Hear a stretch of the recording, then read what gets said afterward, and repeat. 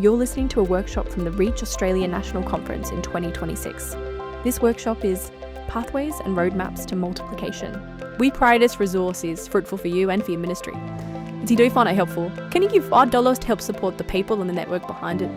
Your gift helps us to make more gospel-centred resources available at churches across the nation.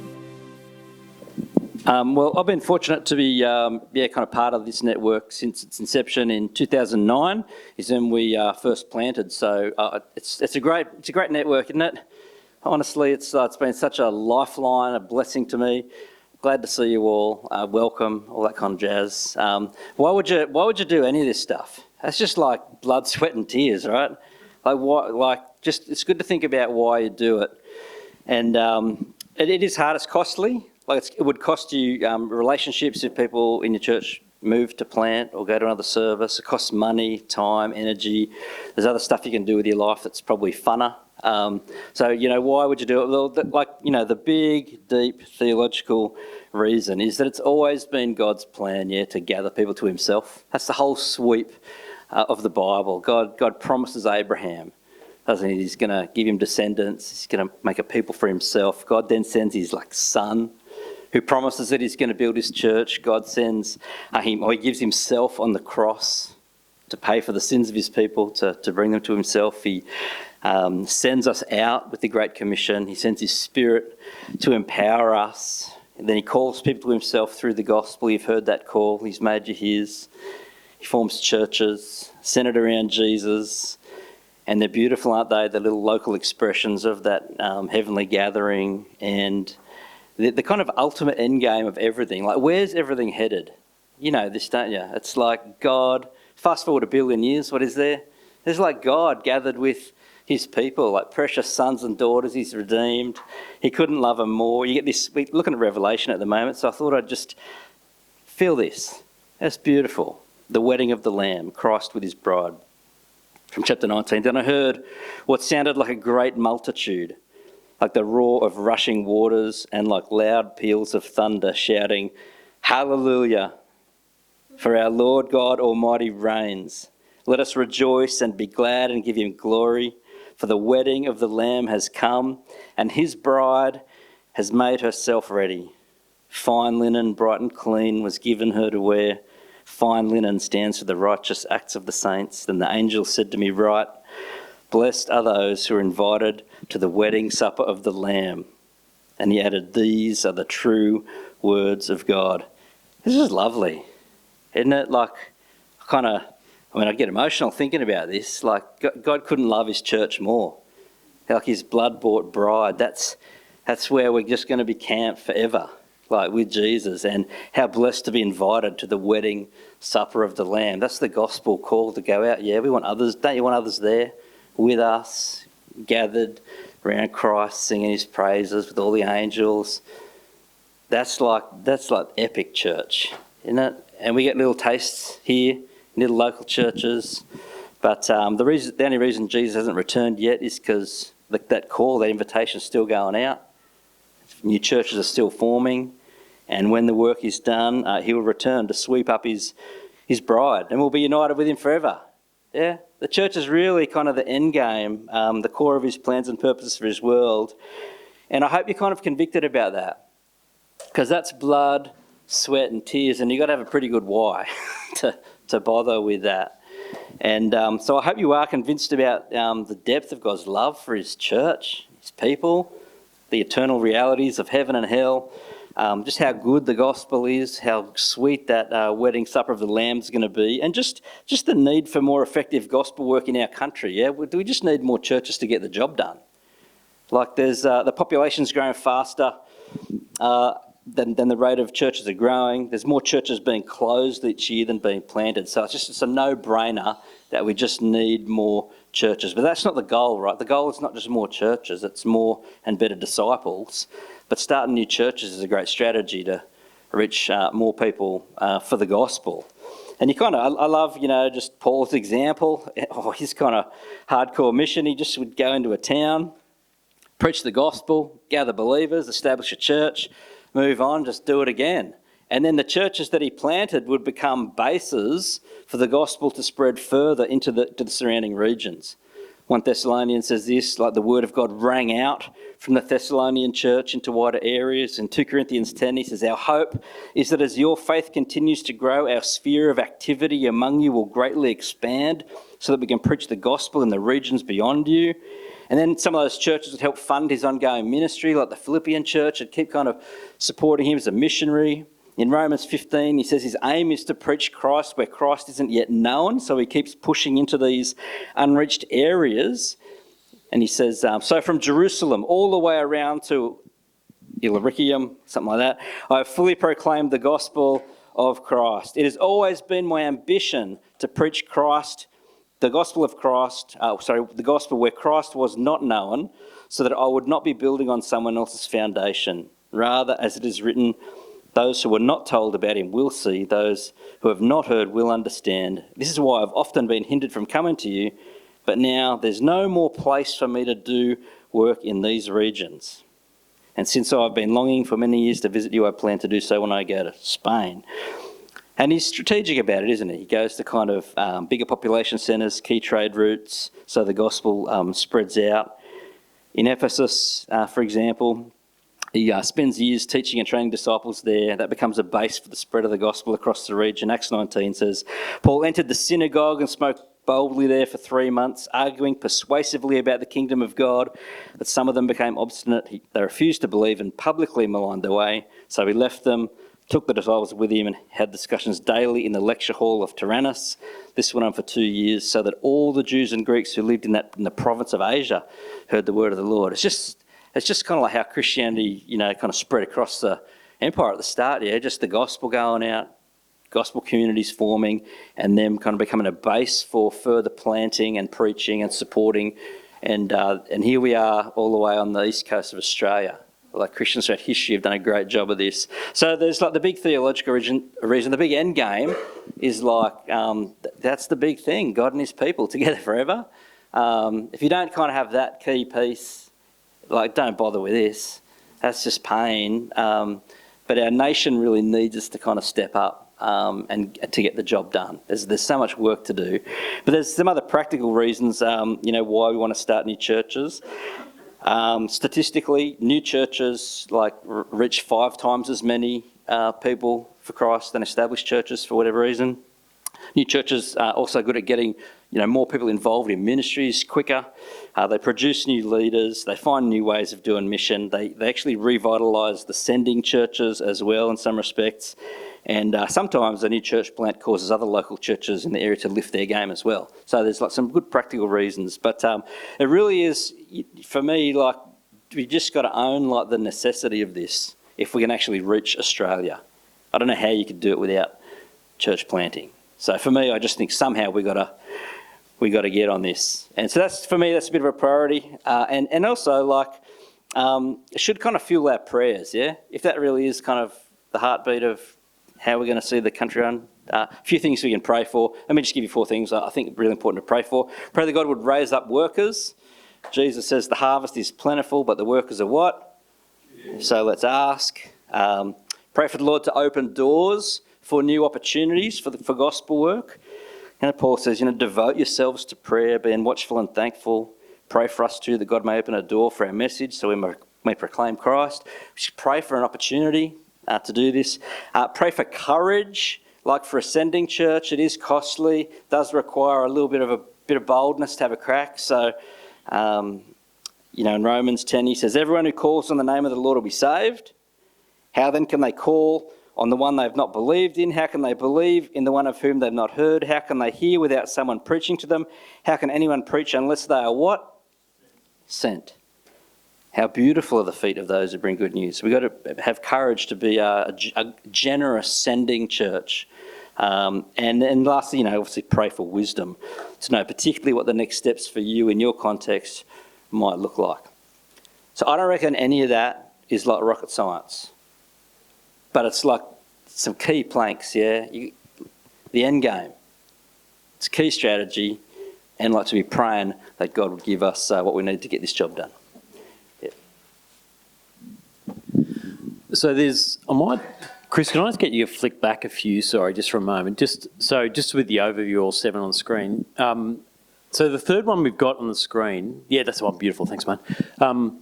These 3, which I'll talk to place, can you see that up the back? Yeah, okay. Place, plan and planter in here. There is a dependency in these 3 about where you start that answers or helps you answer the other 2. I'm going to talk about place, but as I talk about place and then Chris will talk about plan and planter, you'll see the interaction or the interdependency between those 2. So, for example, now you've got that, I might just flick together. Let me show you a diagram Chris put together a few years ago for FIC. One more, I think. Yep, that's beautiful. Here's one question as to where should we plan. Can I say you won't get here, as Chris said, you will not get to this point or the next point unless planting is a priority, as Chris has said, in your plans, unless you are convinced about church planting as a means of expanding the kingdom and seeing people come to know it. You won't get there unless your church is praying about it. It's evidence of your priorities.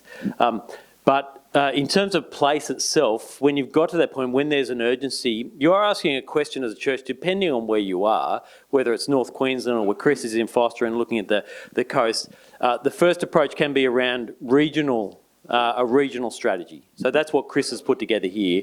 And so the ones in black are the churches that are already planted. The ones in red there are churches where they want to go. This was put together a couple of years ago, and the timeline for which they might want to go there. So you can see, even though this was put together a few years ago, there is a strategy that these guys have had, and Chris had, in terms of moving up the coast, setting a beachhead. So Foster Coast planted at Halliday's Point, but the goal eventually was to get to Taree a little bit north. But in order to get to Taree, they needed a beachhead in order to get up the coast. Now, if you've got someone who's living in Foster where he is, but you want to plant in Coffs Harbour, that does begin to push then into a particular type of person who can do a particular type of plant. And we'll talk a little bit more about models a bit later. But the type of place, the place you want to go, is impacted by the type of planter you have. So that's one way in which you can, a regional strategy for working out how to get where, with an understanding that you can work your way up the coast with a particular type of planters, people who are happy to take 40 people and plant a church. If you want to plant further away without a sending church, you need a particular type of planter, someone who's willing to go in where there's nothing and build from the ground up. So that's one. The second model of planting, which I think you can flick onto the next one, or maybe that's... go back, sorry, yeah. The second model of planting is around often for where you might be at within your church, working out... go back one. Yeah, that's good. We'll just leave it there. Just around how you go... That's a good one. It's the best diagram I've ever seen. Yeah, it's great. How it is that you decide as a church within the area where we plant as a mother-daughter plant or possibly a multi-site church. So that's often the question individual churches are wrestling with. We want to plant, but we don't know where and how you decide. Now, a couple of rules of thumb with that we've got. Again, we've got a whole bunch of resources on the website about this. The rule of thumb generally with planting, if your church is, let's say it's here, and you drew 2 circles around here, and this was about, let's say, 15 minutes drive. It does change. It does differ where you are. But if that's 15 minutes drive from where you are, and that's 30 minutes drive from where you are, generally, if it's outside of this, as we'll look at later, you need a different kind of planter because most people in churches don't drive for more than 30 minutes. Unless you live in Sydney. And then that's just 2 suburbs across, isn't it? But normally people won't drive. The only churches where this is normally true are often regional churches. And if I've got any of my Reformed Baptist friends in the room, Reformed Baptist churches often will drive quite a way because they're a little bit more of a unique offering. So people will often drive for 40 minutes. But generally people won't drive at. So if you're thinking of place, if you plant generally, it could be 15 minutes, depending where you are, it could be 10 minutes. If you plant within here, one of the things that we've observed with planting is people will eventually come back to the sending church if you plant too close. There's a significant momentum at the start in terms of the place, like we're excited, we'll go, we're planting, and then they realise the music isn't as good, We've got to set up chairs every week. The kids program isn't as good. They hang on for 10 months and then they just slowly drift back here if you plant within that. Second thing is if you plant outside that 30-minute radius, it's very hard to find people within that. So how do you decide within this kind of unicorn space where to go? Well, there's a number of ways in which you decide on place, often for churches. One is to work out where do people live. If you mapped where people live in this and you realise there's heaps of people up here but only one person down here, this may well be the place you go. Alternatively, there might only be one person down here, but you know that this is a massively under-resourced gospel area. And so you're saying, even though it doesn't make sense with the number of people, it's a need for the gospel, and so we're going to head down there. Now, how do you decide?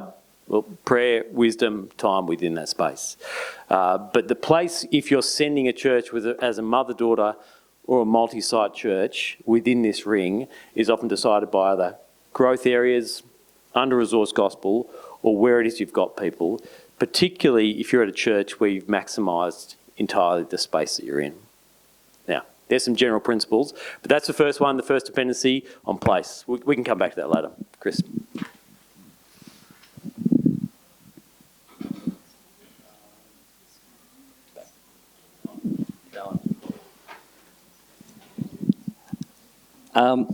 One of my hopes for today is to kind of demystify kind of church planting, and to give you some hope that it's doable.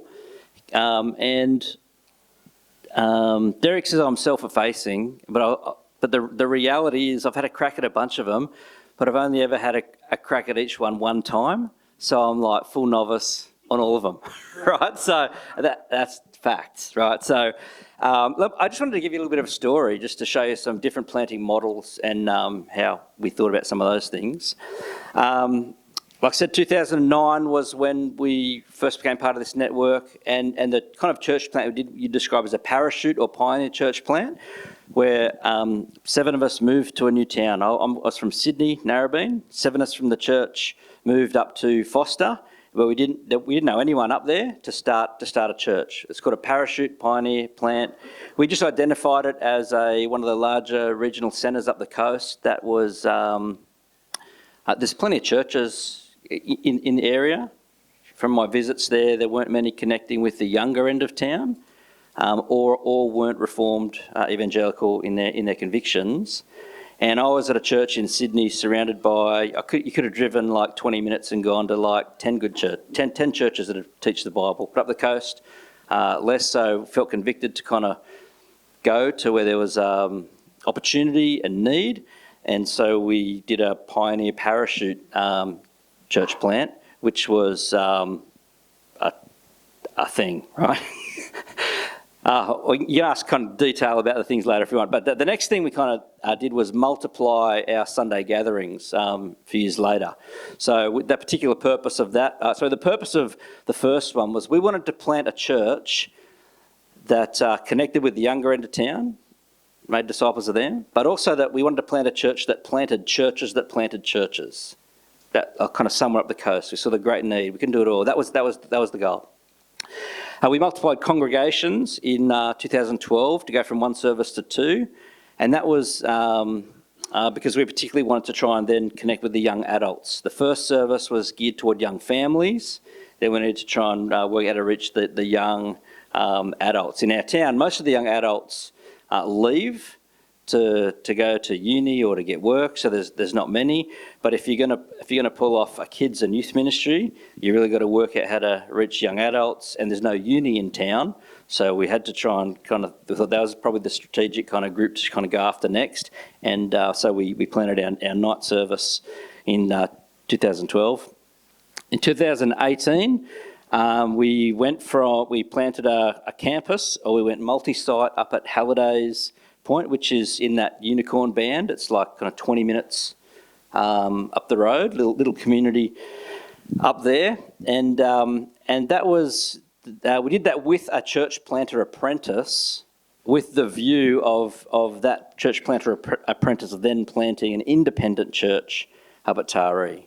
So this was going to be a campus of Coast DC, and that was going to be an independent work. And so that was great training for the apprentice, great opportunity for the church to kind of push into this little kind of satellite town. And then after a few years, when that got established, for him to invite as many of those people as he wanted to take to go to Taree, and hopefully in the short term, people from Taree could commute down, because that was 20 minutes in that kind of commuting zone, close enough to have a go. So we had to go at the camp, the multi-site one, and that one you'd call like the mother-daughter one. That's like an independent church off Coast DC. So separate bank accounts, separate insurance, just independent. And then just go to the next one there, mate. And more recently, we've worked out that planting is just super costly. It's like chopping your arm off, chopping your leg off, and it's painful.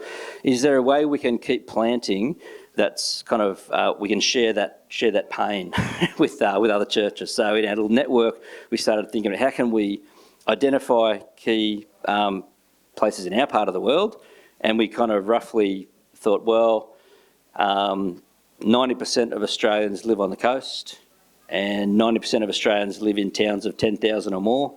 So let's at least have a crack at starting a new church in every town of 10,000 or more up the coast. And the way the coast works for us in our context is the larger regional centres are about kind of an hour, 45 minutes apart, and then the kind of they service little satellite towns around them. And so if we could establish a church in each of those centres, they could form the base to then plant, when they're independent and grow a bit, into their own reach their own little suburbs. So that's kind of currently what we're having a crack at. And that map's a little bit kind of dated, but it was great because this, just in the last year, we were able to plant up in Lennox, Ballina, with Mike Davis. And for him, it would have felt like a parachute, because he moved up from the Central Coast with a few people. We'd gathered a little core group on the ground up there, and gone up and just had a meeting in the pub up at Lennox. Were there any Christians in the district who were interested? A few pastors from our network, and we said, hey, we'd love to establish a work here. They're like, we'd love to have a work established here. And Mike was like, I'd love to plant somewhere. And then we're like, all right, if you want to chat to someone, chat to Mike, and we'll just see what happens. And so we, as a network, we kind of thought, how can we plant somewhere where none of us are? So we've done all of that. So they're just like, be encouraged. You can have a crack at something, yeah? It doesn't have to be that, but see a need. Man, there's need everywhere. And think, what is the need near me? What's something I could have a crack at? And if you're scratching your head going, I can't really think of anything, then just as your church, you could support another church plant or planter to be part of the action. There you go, just a little taste of our story in terms of different kind of models or things we've had a crack at. So the third piece of this, maybe just go to sorry, Chris, just go to the next one, mate. Sorry, I should have done it myself. Just leave that there for a second. So the third piece is the planter. Now, again, I'll recommend some books to have a read of before. Every church planting book you look at slices this a little bit differently, how you talk about it. These are three categories that I'll often use to help churches and planters triage what the approach might be for them, whether it's from a sending church looking to go or it's from a planter looking to go. They don't express what contextual moment the church plant might be in. All they do is describe the level of independence that the sending church and the planter expect when they go. And so Michael Davis, for example, that example at Lenning's Head, the parachute, he had a number of people on the ground, so he didn't start from zero with people, but he did start with complete independence. And so he was an independent church. The mother-daughter looks a little bit more like the multi-site, but mother-daughter churches start from day dot with the intention of being independent, even though they're part of a sending church. So you might send 40 people, 30, 40, 20, whatever it is, with some financial support, with some oversight. We do admin for you. You can borrow a photocopier, sit in our office. But all of us know, you've probably got a different name, but all of us know eventually you're going to be independent in 3 years. That's the trajectory. The last one is this multi-site model. The technical multi-site is one church, multiple locations. Chris had it there. Generally, multi-site churches nearly always have one name, multiple campuses within there. But the intent of that is we are one church. You don't talk about independence. You are part of our church. At some point in 3 years' time, we might talk about you moving towards independence, but every point between now and that point, publicly, we're saying you're part of our church. Now, you begin to see, as I express that, how it might impact the person who's planting in that. If you've got someone in your church, if you as a church have landed on the fact that I think we want to do a multi-site, and you've got someone in your church who is, up and coming kind of planting, you're thinking, this person wants to plant, and they're saying, look, I don't mind what you guys do, but I really think there's a whole bunch of stuff we should do differently, then I'm saying to the church and the planter, don't pursue multi-site. It'll end poorly. It has ended poorly. Don't do it. The planter in this space, you want to hear them saying, when I say, tell me what you love about the church, I just want to hear them rattle off the 1,000 things that they love. I want to hear them say, I wish this church was everywhere across Australia. That's what I want to say. Because they won't be pulling away then and it won't cause friction. If they say, look, I really love this church, but there's a number of things which I think I'd do differently, that's okay. Nothing wrong with that. But I'm saying, all right, you're probably better to fit in this category or this category. And get a memorandum of understanding if you're going to plan up front. Everyone knows what's going on. There's nothing wrong with that. It's clarity at the start.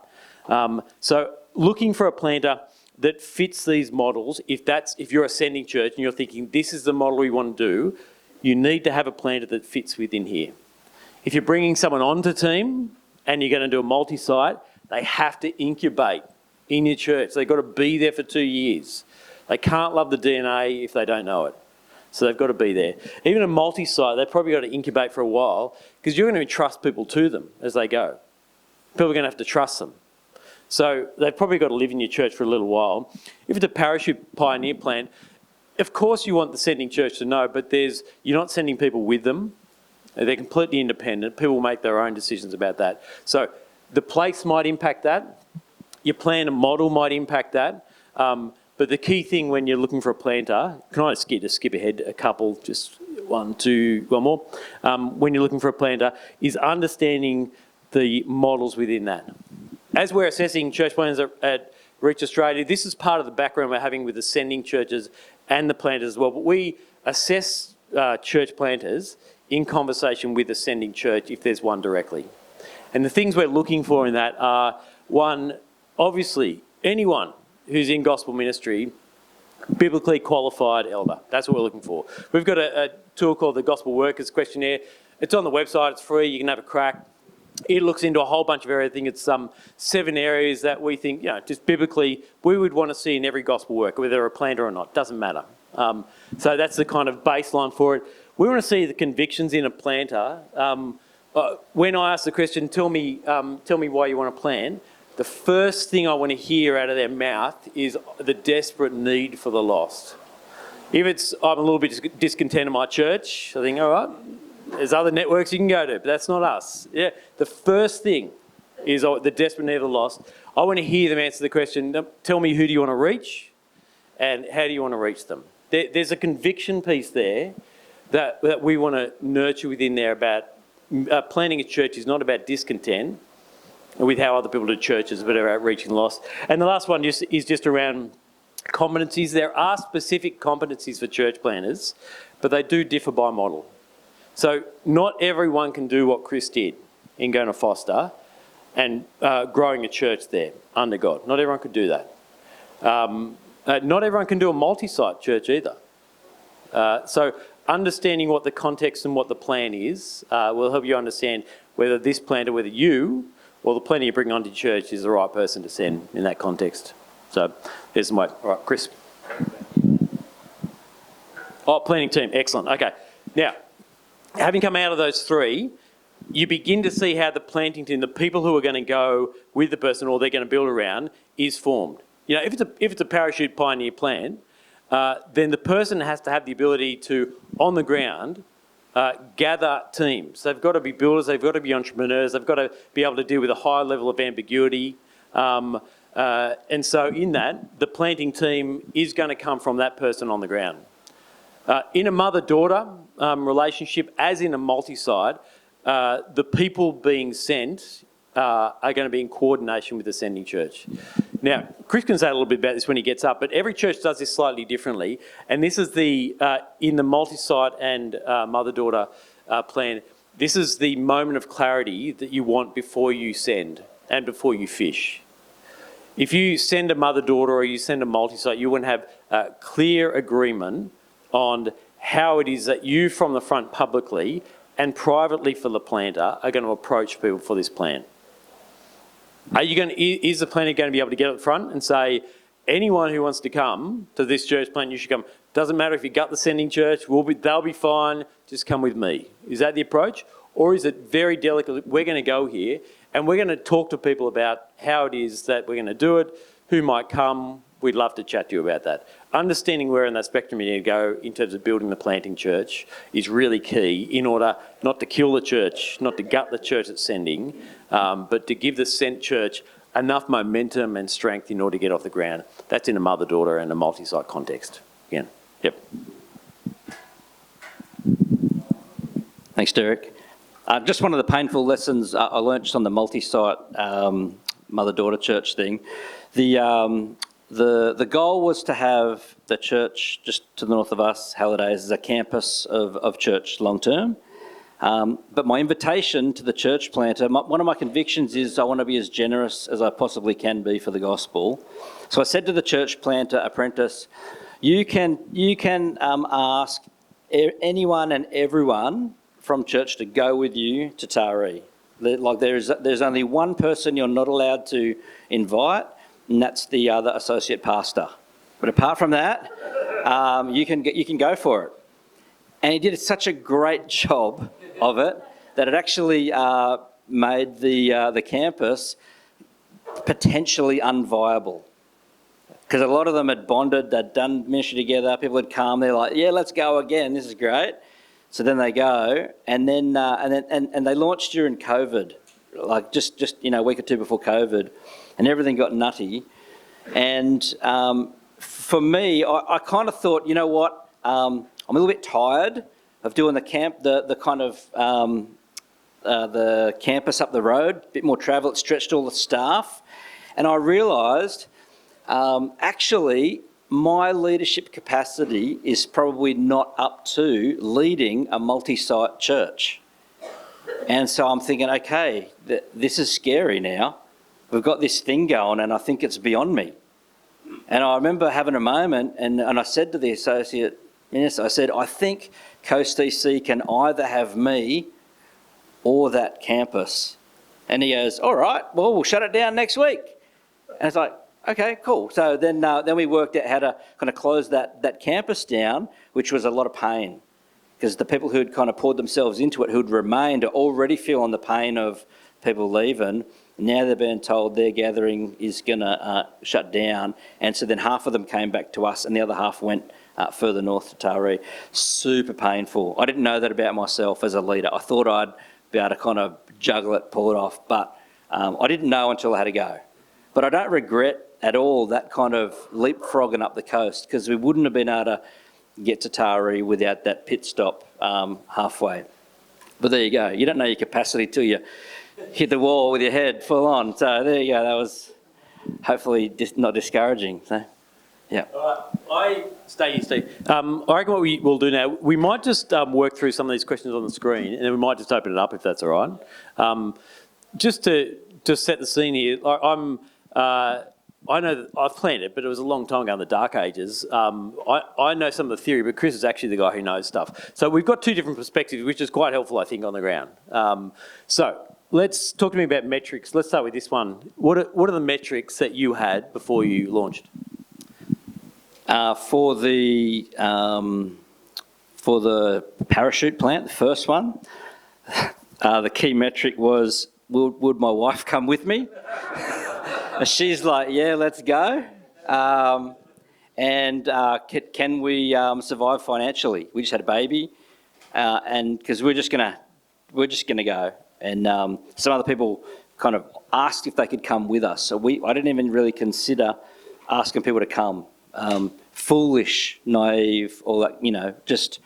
I was just ready to go. And so the key metrics were very small back then. But financially, it had to be viable. And I was going to go and get a job and just start whatever I could on the side while we go. But I gave myself the goal of raising 100% of a full-time support package from my Christian friends, so that I could go to Foster, give myself to it. And I found that to be like one of the most encouraging seasons of my life, having just seen the generosity of Christians. So for 3 years, my wage was funded by people outside Foster. Foster, very low socioeconomic area, lots of underemployment, unemployment, seasonal employment, holiday tourist town, big retirement village thing going on. So yeah, finances were going to be a thing, but so I just thought, well, that's the goal. I'll try and raise 120 grand a year. We were also going to take on a ministry apprentice from the start, because I wanted training to be a part of this church's culture from the start. And so our church started with 2 full-time employees and 4 or 5 unemployed people. It's probably not the model, but that was like, and one of the most helpful things someone said to me about the funding freak out I was having was, I said, how do you fund this thing? And they have very helpfully said, the money's out there, go and get it. I just really need to hear that. And it's not just like Christians are generous, yeah? There's tons of Christians who love Jesus more than me. They want to be part of, disciple making, gospel proclaiming, setting up churches, and some of them are good at making money. Some of them are just super generous. Remember one university student at the church I was at, he gave, I think it was like 3 grand.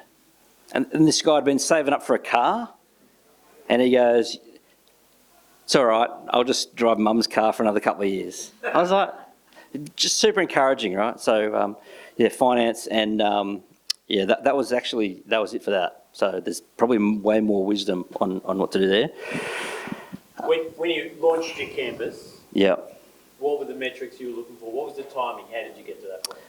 The campus was one of the struggles we were having was, retaining young adults and the need to feed them, because we have an afternoon service, because like nippers and stuff's on in the morning, big coastal town. So we had an afternoon service, so the young adults would serve there, and then there'd be nowhere for them to come into church. And because we didn't have many of them, we thought we'll start a gathering. So we just started a Bible study group for young adults, and then we started just meeting with them kind of more informally after the gathering to see if that was like a time of the week that worked for them, and if they had a heart for this, and if they'd bring their mates. And it just kind of morphed into this call where we're like, are we just going to do it? And there was like 20 of them, and they were like, yep, let's do it. And that was enough to have a crack. So it was kind of like, can we basically service the essential things of the gathering? Can we do music? Can we do a small group associated with this? And are people able to kind of help out with some food? That was it basically. So, yeah. I don't want to overcomplicate stuff generally, and I'm not trying to be self-effacing and make it sound like you just don't think about it. No, but you can kind of get tangled and stuck on too much stuff and just never pull the trigger. And I think a key kind of thing you just need is a bit of courage. Like, what's the worst thing that can happen? You don't know. Sorry. No, don't apologise. No. I suppose just to add to that, some of the things that we're seeing with church on that metrics is, one, assume that if you're not reaching anyone where you are, you won't reach anyone where you're planting if you're a sending church. So part of that is, don't assume that just because anyone up in front of Reach Australia says new churches reach new people, and if you plant a new church, it'll reach new people. It just doesn't work like that. Like you will transport, particularly for a mother-daughter or multi-site, you'll transport DNA across there. And if you're a guy who's planting a parachute pioneer church and you've never seen a convert in your life, nothing magical is going to happen between that moment and you planting a church. So work out how it works within that. That's the first thing I'd say on that one. The second thing, this is more a sending church thing, trying to work out, okay, we're trying to reach a region and plant there.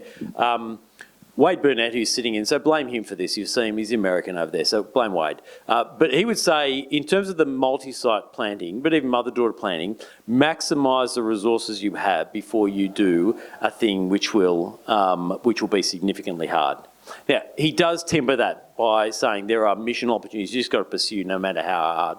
But if you've got a building that seats 500 and you've got 120 people in there, and you think, I need to go down the road and plant a church with 40 people, then there's a possibility you're not maximising the resources that God has given you to steward there. You could plant not just one church in 3 years' time and then gut yourself, but if you just kept growing for a while, you could maybe plant 4, 5, 6 churches in 15 years if you just held on. So maximise the resources you've got. Last one on that one, I'd say there is a sustainability question within here as well. Some church plants are harder than others. Some places are harder to plant in and will become sustainable in a much longer period of time or possibly never. And so you need to pay attention to plant one church like that is hard and to maintain it. To plant 2 churches like that at the same time and maintain them both will drain your resources so much it may have a negative impact on the whole. Okay, yep. Chris is a gospel courage guy, I'm just the nervous guy. Yep. Can I just ask a question about maximising your resources? So our situation, we have a hall where we can fit about 800 people, but we're in a public school, and yet the rooms that we can have our children's ministry is limited. Yep. And so we have room in our hall for about 250, but then we are running out of space for children. So part of our resource is maximised, but part of it's far from. Well, there'll be 3 things. Your hall, your parking, your kids' rooms. They're the 3 things that are going to limit you. Yep. So you've got to work out within that where your limitation is, whether you can navigate it. Can you do another multiplication of service on site? Like if you've got 200 people, could you do 2 and get to 400? And then if you send 50 out, it's still hard, but you haven't gutted your church as much. So just working out ways, but they're the 3 factors: size of your room, number of car parks, and the kids' rooms. Yeah. All right. How about we go from this question of the pathways into planting, which is, oh no, actually, let's do the bad reasons to plant. Yep, he's gone. A bad reason would be, I don't like the way this church does stuff. I want to do my own thing. It can't be about you. Yeah, like the planter, can't be about that. Can't be because you love adventure. Like, it just can't be like you need a thrill, or it can't be that. Can't be because you want to kind of have a ministry flex and get a name for yourself or something like that. Like,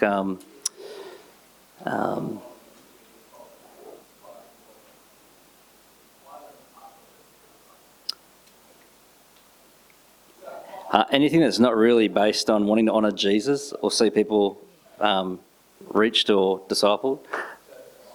Bad.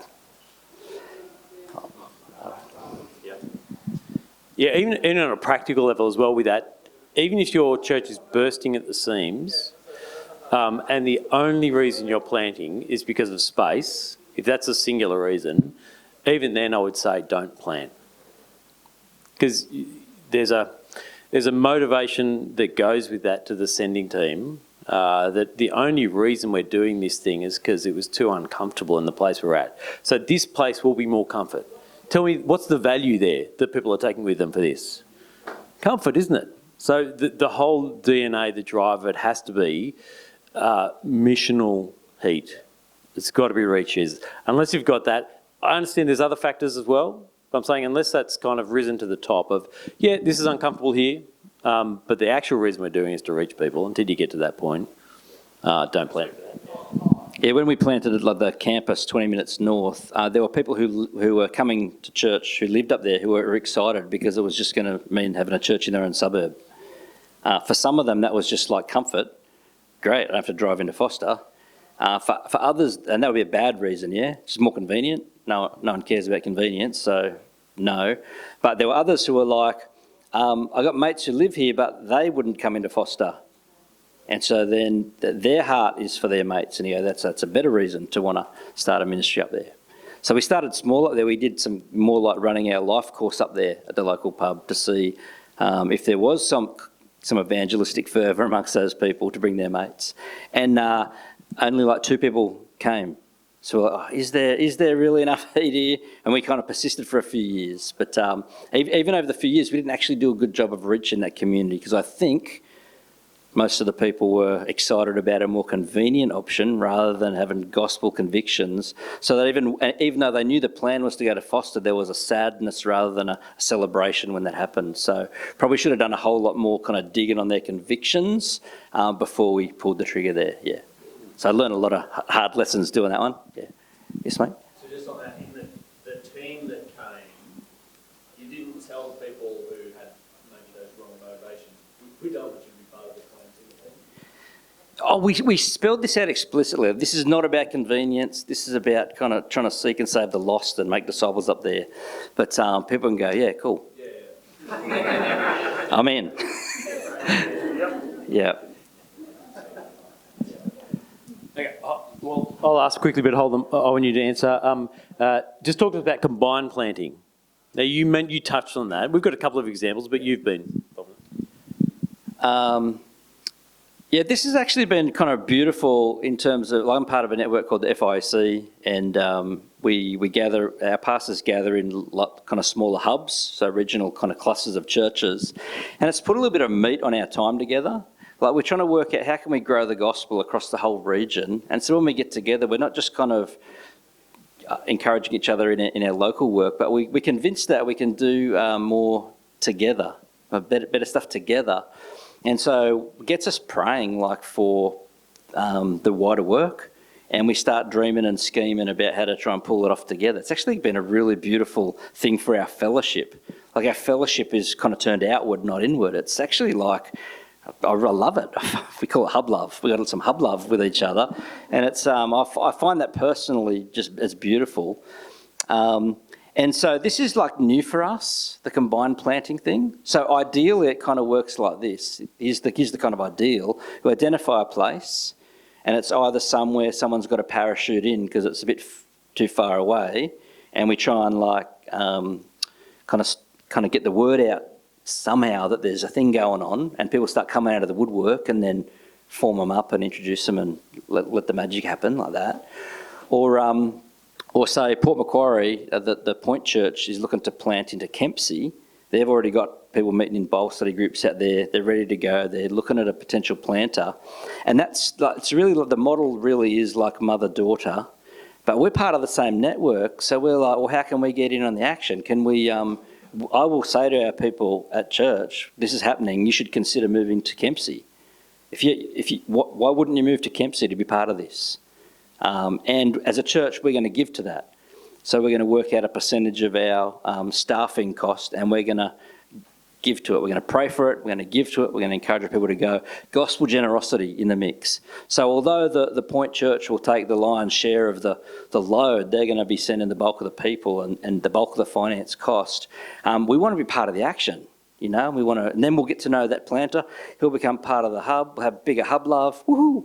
And the thing is, we'll be able to plant faster and more sustainably if we do it together, rather than everyone just trying to chop their own leg off and plant. Yeah. So that's kind of what we're trying to work. Yeah, we're trying to work that out. Yep. Just to add on that, I'll give you one example of where it's happened in the network in a moment. I would say on this, in part to answer some of these questions, what are the pathways from a church thinking we don't know anything about church planting to actually planting possibly? Not every church will be able to directly send 50 people to plant a church. But I want to say to everyone, every church should be involved in some way in church planting across the country. And so you don't get from no to go, whatever go looks like in your context, by never being involved in praying for a church plant. Most churches as well will be able to support missionaries in some capacity. So I would say add church plants onto that list of things you're supporting. That raises the heat. You're praying for it. You're putting money behind it in order to do it. If you're not doing those two things, you'll never get to the third step if you're in a context where you can, of actually sending people to church plant. You won't get there. So if you want to answer, how do you go from no to go? Start praying as a church for church plants. Adopt a church plan to start playing with. Possibly, like these guys have done, work out whether you can contribute financially to getting it off the ground. And then you're actually building a base, a context for building that kind of planting heat within the church. So if your church gets to that point, you say, we think we need to plant, there's a place over there with no gospel. Everyone's saying, of course we should do that. We've been praying for this stuff on the other side of the country for years. We've been giving to that. Of course we want to be part of it. But the only way you get there is by the first two steps. In terms of the practicalities of combined planting, just one example of that, we've seen, this is an FIC church up in Brisbane, so Centenary Church. It was three churches, St Lucia Evangelical, St Lucia Bible Church, and Christ Community Church. Now, they were all in the same denomination, and that's probably where we've seen most of this conversation happening. It is tricky across denominations, because what you're looking for is a high level of trust. Even within denominations, sometimes, this might shock you, there is a low level of trust sometimes across churches. But with those three churches, there was a high level of trust because relationally the people in charge were connected together, even though their churches actually on the ground were very, very different. So St Lucia Evangelical, Ben Ho, if you see him on Thursday, it was predominantly international church. So a lot of people, Ben's from Singapore, a lot of people from Asia and Singapore within there. And the way in which they structured church was very Asian. Christ Community Church was a church planted out of America about 30 years ago. Randy Pope, who's in Perimeter Church, the first multi-site church, they kind of planted over here, and they had that flavour of kind of one-to-one or one-to-three discipleship. St Lucia Bible Church, Roy, who didn't plant it but was really influential there, he was a Sydney Anglican. And so three quite different cultures. But they worked out when they did it, there was a high level of trust. Ben, who led it, and Andrew, who came with him from a different church, had to work really hard to fight for a unique culture. It wasn't one church doing it, it was all three. It's hard, but it can happen.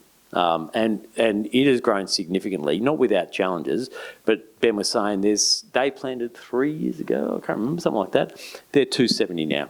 They're seeing people regularly converted. One church probably couldn't have done it on its own, but three did. So it can happen, yeah, better trust. Alrighty. Can we talk a little bit about multiplication of services there? Because this is, look, let me put the official Reach Australia position and then you can kind of tear it down. When we're doing consults with churches, this maximising resources conversation we're having with churches where they're saying, should we plant? The triage questions that we'd be asking is, have you maximised the resources where you are? And so if you've got one service of 120 people in the morning and you own the building and the building can seat 250, we'd be saying just hold off for a while. When you get to 200 maybe plan another service there. So then you've got I said this before, you've got a base of maybe 400. Maybe plan an evening service, then you've got a base of 600, and then you can send 80 people out to this new church and it'll hurt, but then 2 years later you might be able to send another 80 out. And so you'll be able to plan more. Now, that's the kind of official position in terms of multiplication of services. But that's not wrong, but how would you think about it? Go for it. Oh, I think the bigger you can start, the better, yeah? The more people you can kind of start, it's like a church transplant. You just like plug and play, ready to go, right? Ideal. And if you can do that without like wounding the other congregation too much and that they can sustain, man, go for it. The more the merrier. In a like coastal regional town, 80 people, that would be like probably the second biggest church in our whole town, right? That's like a really large, those numbers are city numbers, city folk numbers, right? So probably you also got to work out what quality of gathering do you think is going to be acceptable for people to come to. In my town, the kind of expectation is very low for what a public gathering can be. It's just got to feel real. Like it just needs to feel like these people aren't up themselves, or so the kind of quality of we were prepared to start with the quality of like the music being a bit average, that was all right. It's real, it's good. So it depends kind of on the culture you're trying to connect with too. Like the working class hospitality workers in Foster, the slick it's not even really helpful really. So we didn't have to work at getting to that. So yeah, the thing is the size, the thing is contextual to with the area. That's it. I'll use it. We will often use a tool, again, all my best stuff is stolen from Wade. We often use a tool called TGCK in consoles and talking to churches. This is just to kind of help churches think about their Sunday gathering and try to work out, well, look, here's where we think we are in these 4 categories. 1, teaching. Someone walks in, what's their experience of teaching? What's the actual gathering experience like? What's the community that they feel like? Are they kind of drawn into something bigger than just that moment there? And this last one is the kids, particularly in a lot of places, the kids ministry. Like if families bring their kids in, there's kind of razor blades and syringes around, they're not coming back no matter how good these 3 things are here. So part of it is just trying to work out within here, what's the quality for you? And so Chris has contextually done that beautifully. It differs. There's no amazing number. And so we often get churches just to do 1 to 4. Generally, the rule would be, for your context, and until you can kind of get 3s across the board here, in whatever way you interpret 3, you probably should be a little bit careful about trying to certainly go offside. And just as well, when you plan, understand because of the expansion of resources, you're stretching yourself thin. Some of these things are going to go down. Some of the numbers are going to go down. Yep. Okay. Sorry, this is a bit of a tangential question, but I think it's related to the question of planting another congregation. Could either of you speak to, I've heard there's some research about, we've spoken about, new churches reach 5 times more people, but a difference between planting churches and established churches and reaching de-churched people or people who've never had encounters with church or people who've, deconverted. Does that make sense then? Like the difference in terms of reaching people? Because I feel like there's more complexity to the question of just new planting churches reaching people. Yep. I'm not sure. I don't know about the stats, but I think one of the reasons new churches do reach new people is people they're hungry for evangelism growth. In theory, so you go after it. Every new person through the door is like, man, we got to work out how to connect this person in. There's just a hunger for it, and I think maybe a greater intentionality for that. But the de-church, I think the de-churched people coming back and the converts get rolled in together in the stats. Is that right, Derek? Everyone does a bit differently. Yeah. Okay. Yeah. So that stat, that particularly comes from NCLS years ago, that they did. They've got not necessarily information on church plans. That was from established churches when they ran the NCLS Life Survey. And then I think when Lifeway did when we did a study with Lifeway Research in the US years ago, 2016, we looked at some of their stats and looked at them for churches. And what we found was, 5 times more people were coming in with no church background, either de-churched or no church at all. De-churched being haven't been back to church in 5 years is how NCLS classifies it. But in part, you're right, there is more nuance to it. And we've got to be, we want to be a little bit careful about this. And also careful about, not careful, encouraged by the fact that in our network, as we do this network learning survey 6 months, you might have got an email about that before. If you do that, it's so helpful for us to understand some of these dynamics and what's happening. But what we're seeing in our established churches as well, just over the last few years, is as you as leaders, if you're leading established churches, as you're paying attention to some of the complexities, and established churches are complex in a whole bunch of ways that church plants aren't, but as you're kind of getting a handle on that, we're seeing evangelistic impact in established churches rise. And so you hit a church plant at 3 years or 4 years, and a lot of our established churches are hitting the same evangelistic impact at that point. So it tells us 2 things. 1, incredibly encouraging that established churches now are seeing that. 2, we've got to work out with our church plant what's happening. And I think what's happening is what Chris put his finger on. When a church starts, everyone is on mission. It's so simple. That person walks in the door, they write, I love what's happening. My friend who's never been to church has never seen anything like this. Of course I'm going to invite them. And what we're seeing is as church plants grow, sometimes the attention wavers or things drift. And so it is, we need to be careful of that stat. But encouragingly, I'd say church plants do reach more people, certainly in the first 3 years. Established churches at the moment, we're seeing begin to turn around to match that after 3-4 years. Yeah. Okay. We've got maybe 5 minutes left. Are there any on here that people want to shout out that we haven't covered, or any other questions they've got? Yep, Graham. Maximising site for your multiply, you said, yeah, 2 morning services, evening service, good to go. Are there other time slots that are truly viable options for growth other than 2 morning and night? When you say night, what are you thinking when you say that?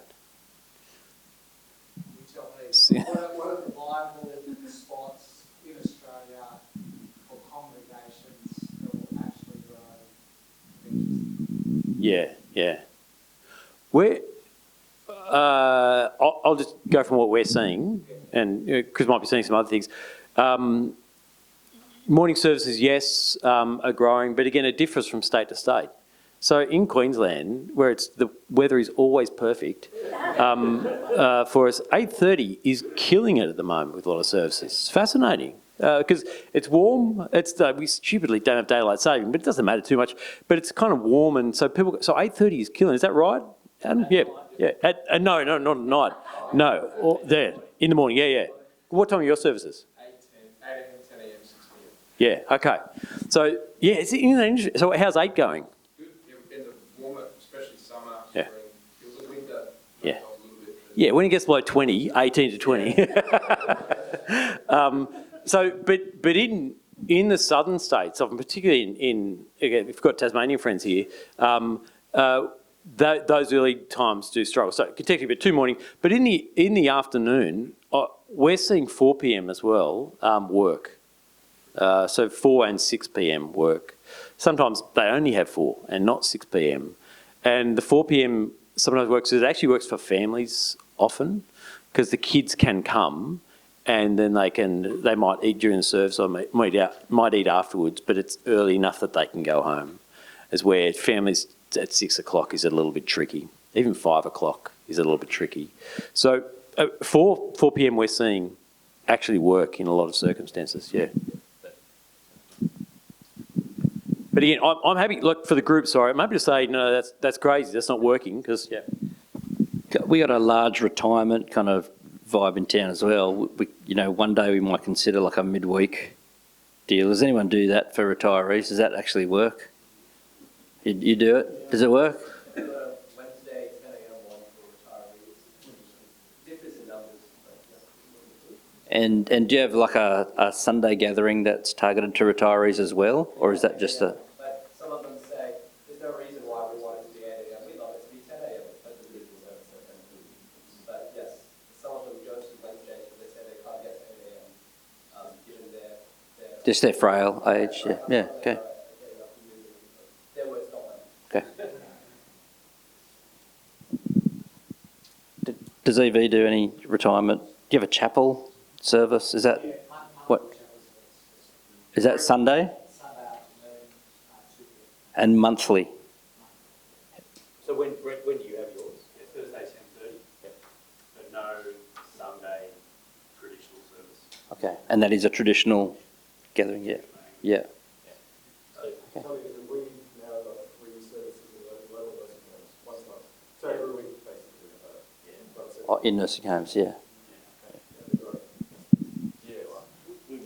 We run aged care services, 2 facilities. Aged care services in their facility. And we're hitting, if you look at the population of a 86-bed facility and you're getting 10 people away, that's a pretty good ratio. Yeah, I noticed you didn't say the percent because your maths must be as good as mine. Yeah. It's pretty good, but yeah. We actually have some people that attend those services are more regular than the people that attend on Sunday. It's a great opportunity. They all come once a month. Yeah. And they come once a week if we would rather. Yeah. I mean, I'm wrestling with this because we've got an age, like I said, it's a very big retirement population. Our congregations now, we've got a few oldies starting to age. It's like, man, how are we going to minister to them when they end up in nursing homes? And, you got to love the widows and orphans, right? If you suck at that, you suck. So we got to work that out. Yeah, okay, go on. Just one other thing on the timing. It is, all these things are rules of thumb. aren't they? And, you know, Graham's smarter than me. He's better than me at this stuff. So, but the question with the maximising resources for me is always, yeah, we could max out, like we could have 8 services on this side if we really kind of fired it in. Chances are if you did that, 5 of them aren't going to really fly. And what do you say? We're just going to keep going until we get all 8 of them flying before we plan. My question would be then, actually, maybe you would actually make, maybe if you did 3 really well that filled up, or you did 4, let's say you did 4, 1 didn't fly, you think, do you wait for the 4th to fly, or you just say, actually, in my context, that doesn't work? We're better just to do 3, maybe do 2, and just plan. Because nearly always what happens when you plan, nearly always, if you've done it with enough people to send momentum but not to kill you, church will fill up in the next 2 months. Those seats fill up.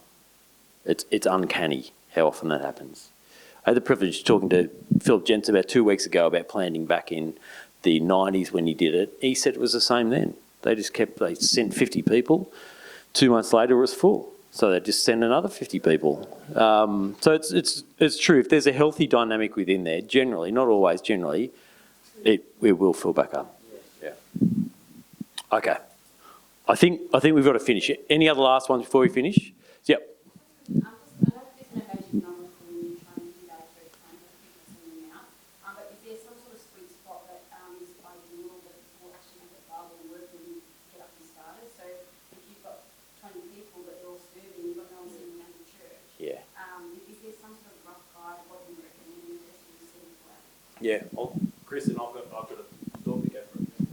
Oh, like I said, I'm prepared to have a crack with less. But if you could service all like key ministries, like a kids ministry, your music, your upfront stuff, the sound, PowerPoint, all the stuff you got to pull off for a good Sunday gathering, and not just have everyone doing those jobs and no one in the having people ready to welcome their mates.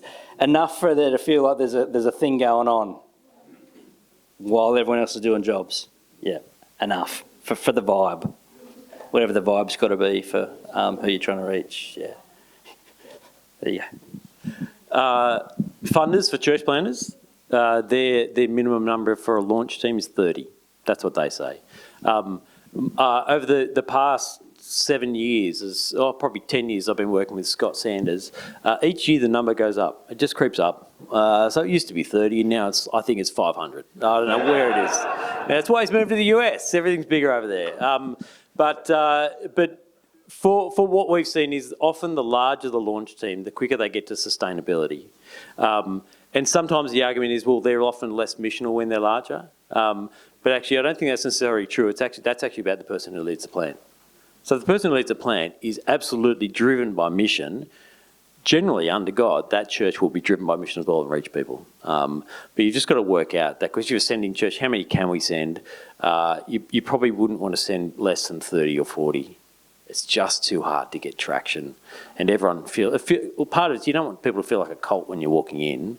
You don't want to feel like they're doing it on every single roster. So, yeah. Okay. Just a couple of things as we finish. Steph, can I have those books just behind you? Just to thank you very much. I don't know, have they done book stuff up front at EV today? I saw Rory, yeah. Did he talk about the free book? Yep, he did. I've never read that, don't know what it's like. Anyway, you get one of those. Here's the books I would recommend. This is Craig Ott's book, Church on Mission, Missional Ecclesiology. This is the best book on multiplication and churches that I've read in the past couple of years. Excellent. 100 pages, even I can read that one. This is Craig Ott's book, on global church planning. Again, American on the ladder, so some of the practicalities we've got to translate, but the biblical basis, this is the best book on the biblical basis for church planning, I reckon. First 3 chapters of this, really helpful in thinking through models and other contexts. That one's excellent. The one historically we've often read in Australia is this Stetzer one on church planning, if you think about that. It has stuff for potential church planners and sending churches in that. Yeah, but if I would grab any of those. But if you're thinking about how to start raising mission heat for your church in terms of planting, I would start with Craig Ott's book, not the global church planning one. I would start with this one, and just start working out how you get that DNA kind of mixing around in your church. Just the last thing, this conversation which we've had in a big room here, the whole, in terms of, Steph, can you go to the next one? Like Chris's, wherever you're at, can I say, it's going to take longer to move from thinking about church planning to actually church planning than you think it is.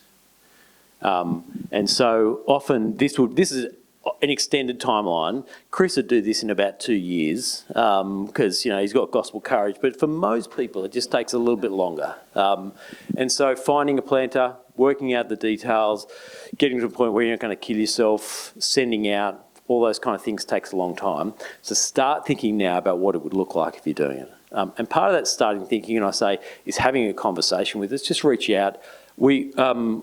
Part of what I do during the week is just talk to planters who are thinking about this to help them map that roadmap out, or senior leaders to help them map this road out as well. If they haven't got a planter, or they have got a planter, they haven't thought through models, part of it is beginning the conversation no matter where you are.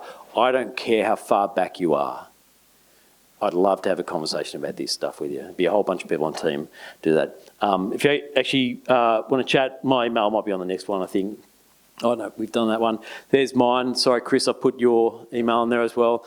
But we would love to have a conversation with you about that. We'll stick around. Dinner is what time, Steph? Oh, Steph's got an announcement. Go. I do. I need to tell you about wet weather options or plan for dinner. If you want to stand out in the rain and wait for dinner, you can. But apart from that, we are going to stagger the rooms out for dinner.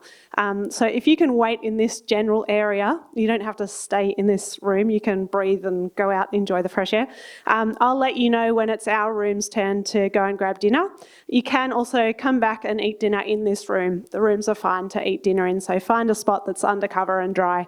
But yeah, I'll be back in touch when it's time to go and get our dinner. Right, let me pray and we'll escape. Father, so thankful for your word. Thankful that we get to be part of what you're doing. We pray for these leaders in here for wisdom as they think about their own context, for the communities they're in that don't know Jesus, that they would have a heart for them, that they would lead their churches to have this same heart that you have for the lost. And the Father, over time, the planting of new churches to reach new people might be a natural expression of who it is we become as your people and your church. And so we pray this for your glory. Amen.